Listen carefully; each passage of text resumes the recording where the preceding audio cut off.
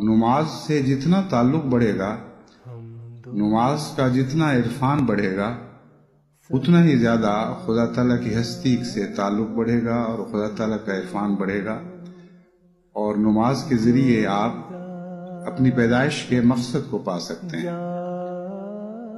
لیکن حقیقت یہ ہے کہ اگر ہم نماز سے بے سوچے سمجھے گزرتے چلے جائیں تو تمام عمر کی نمازیں بھی اس عارف باللہ کی ایک نماز کے برابر نہیں ہو سکتی جو ایک نماز سے گزرتا ہے مگر اس میں ڈوب کر، اس کو اپنا کر، اس کا ہو کر اس میں سے نکلتا ہے۔ اسی لیے بعض دفعہ بعض کم فہم لوگ یہ سمجھ لیتے ہیں کہ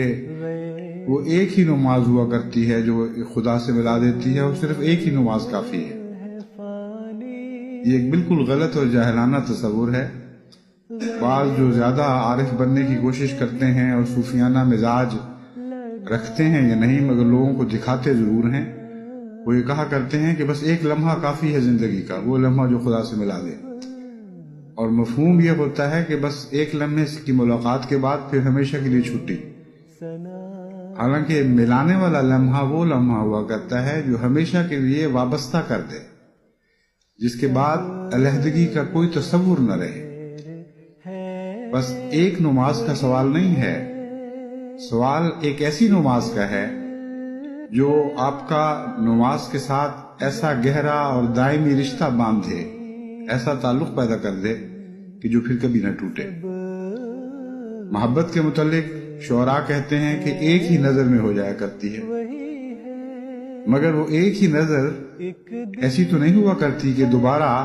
محبوب کی طرف اٹھنے کی تمنا سے ہی محروم رہے۔ ایک نظر سے مراد یہ ہے کہ محبت جب ہو جائے تو ہر نظر پھر اپنے محبوب کو تلاش کرتی ہے، اور یہی عرفان الہی اور وصل الہی کی حقیقت ہے۔ ایک دفعہ جب سچا تعلق اللہ تعالیٰ سے پیدا ہو جائے، جس کا نماز سب سے بڑا ذریعہ ہے، تو پھر یہ تعلق دائمی ہو جایا کرتا ہے، اور اس تعلق کی سچائی کا نشان ہی اس کا دوام ہے۔